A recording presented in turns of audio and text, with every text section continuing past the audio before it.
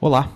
Nesse vídeo eu quero apresentar uma visão diferente para quem está pensando em iniciar uma arte marcial com o objetivo de performar bem no MMA. E eu selecionei dois estilos que são praticamente opostos um do outro, o judô e o jiu-jitsu. Ao longo da minha vida eu sempre ouvi de praticantes e instrutores que a melhor base para o MMA é o nosso jiu-jitsu brasileiro. E o argumento mais usado é o que a família Gracie dominou o esporte no início só com essas habilidades de solo, mas conforme o MMA foi evoluindo, nós vimos que essa dominância não conseguiu acompanhar da forma esperada. Conforme o tempo ia passando, os grandes campeões iam deixando de ser somente os especialistas em jiu-jitsu e passavam a ser, em maioria, especialistas em luta em pé, especialmente em luta agarrada em pé. E aí ficou a dúvida, será que o jiu-jitsu é, de fato, a melhor base para MMA?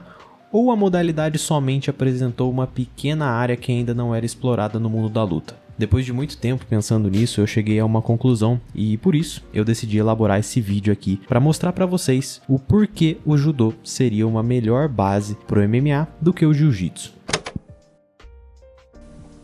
Primeiramente, lutadores de MMA precisam de treino específico para o esporte MMA, sobre as regras e condições que uma luta de cage nos oferece. Essa ideia de que o ideal é que você tenha um estilo base primeiro e depois vá para o MMA para conseguir performar bem, não é verdadeira. Não faz sentido você precisar de uma grande experiência em um esporte para conseguir performar bem em outro. Mas assumindo que você vai escolher uma base inicial, como a maioria de nós faz aqui na nossa realidade brasileira, nós vamos comparar o judô e o jiu-jitsu sobre as regras do MMA e identificar qual estilo entrega ferramentas mais alinhadas à essência dessa luta.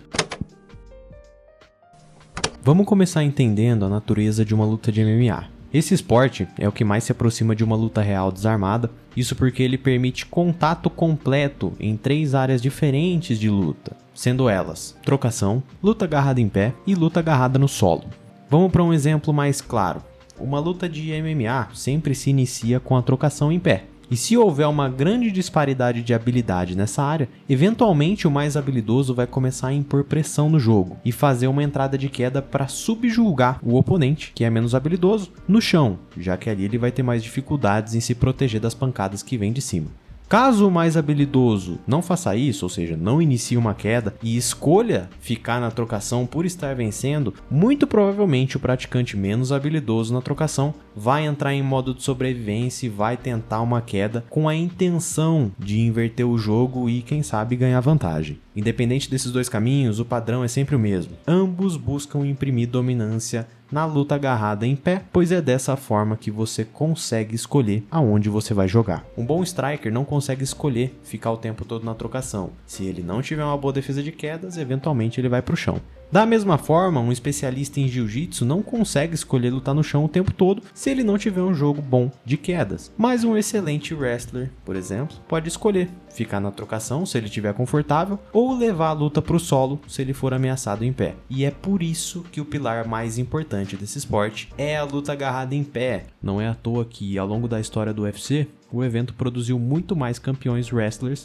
do que de outras modalidades. Quando você olha para um faixa preta de jiu-jitsu, você tem 100% de certeza que esse indivíduo é muito bom nessa área específica de luta, que é o jogo de chão. E ele provavelmente é excelente em lutar na guarda, porque essa é uma das maiores valências da arte. Então para ele, jogo de guarda, finalizações e controle de solo não vão ser um problema. Porém o jiu-jitsu ainda apresenta sérios problemas quando o assunto é dominar o adversário em pé. A modalidade seguiu um caminho que acabou reduzindo muito a qualidade das técnicas de queda. Geralmente, quando eles não conseguem quedar o adversário, eles buscam puxar o adversário para a guarda e entregar a posição superior para ele, e isso é um problema gigantesco. No MMA, estar de costas no chão é extremamente mais perigoso do que no jiu-jitsu tradicional, simplesmente pela possibilidade de receber socos e cotoveladas na cara. De costas no chão, você não consegue defender golpes traumáticos com eficiência, a menos que você abrace o oponente, e se você abraçar ele de forma exagerada, você não consegue finalizar nem raspar. E aí você acaba ficando preso na própria guarda. Por mais que as regras da modalidade recompensem posições de domínio, como montada, joelho na barriga e outras, os praticantes não veem problema em entregar algumas dessas posições de vantagem para buscar uma finalização, o que é bem arriscado. Agora, quando nós olhamos ali para um atleta de judô, geralmente nós esperamos um indivíduo que seja bom na parte de quedas, mas não seja tão desenvolvido no chão. Mas quando você estuda a metodologia de treino desses atletas, você consegue ver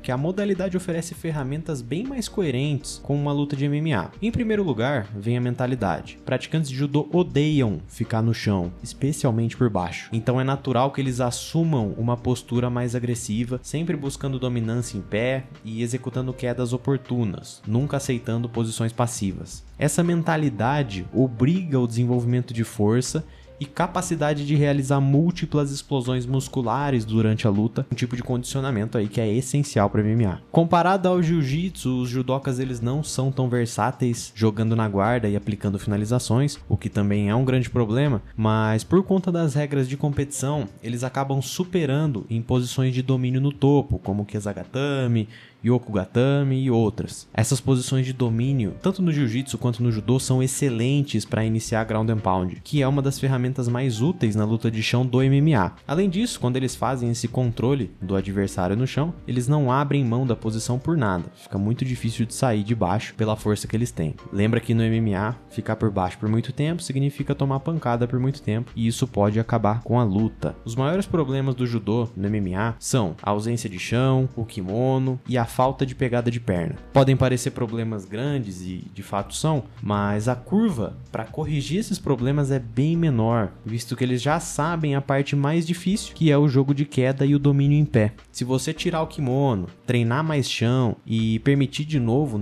a pegada de perna nos rolas, você já desenvolve ótimas ferramentas que vão ser úteis aí na sua migração para MMA. Já o jiu-jitsu, infelizmente, ele tem uma curva de ajuste muito maior para fazer, visto que eles precisam se dedicar à parte de quedas, que é extremamente complexa, e mudar a mentalidade base dos treinos para não ceder posições de vantagem quando estiverem cansados ou quando forem ameaçados na luta. Colocando essas variáveis na mesa, nós vemos aí que o judô ele é uma base que faz muito mais sentido pro MMA do que o jiu-jitsu esportivo. Isso não significa de modo nenhum que o jiu-jitsu é uma arte marcial ruim ou inferior, muito pelo contrário, ela oferece aí um dos pilares fundamentais pro MMA, mas se tratando de base, existe alguns pontos fundamentais que ela carece para ser a melhor representação. Judô, por ter certas similaridades ali com o wrestling, se mostra uma base mais confiável para esse contexto, desde que você adapte ele corretamente, levando em conta aí outras variáveis que uma luta de MMA possui.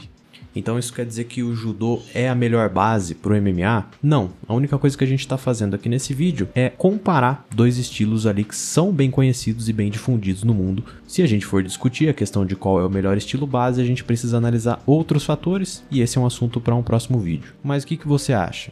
Com tudo isso que foi dito até agora, você concorda que o judô seria uma base mais coerente para o MMA do que o jiu-jitsu? Coloca aqui nos comentários para a gente conversar. Se você assistiu até aqui, eu espero que esse vídeo tenha te ajudado. Talvez você seja um iniciante em processo de escolher uma modalidade. Lembre-se que as duas artes são excelentes, cabe a você escolher a que encaixa melhor com seu objetivo. Eu agradeço demais pela sua presença até aqui, o canal está crescendo bastante e eu oro para que isso se fortaleça cada vez mais. Se você quiser apoiar o canal, compartilha com seus amigos e se quiser enviar um apoio mais direto, tem um botãozinho aqui de valeu, que você pode com ele estar enviando aí uma quantia simbólica para o criador de conteúdo que sou eu. Não é obrigatório, só se você quiser mesmo e achar que valeu a pena assistir até aqui.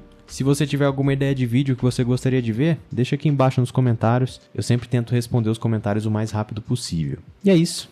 Até mais.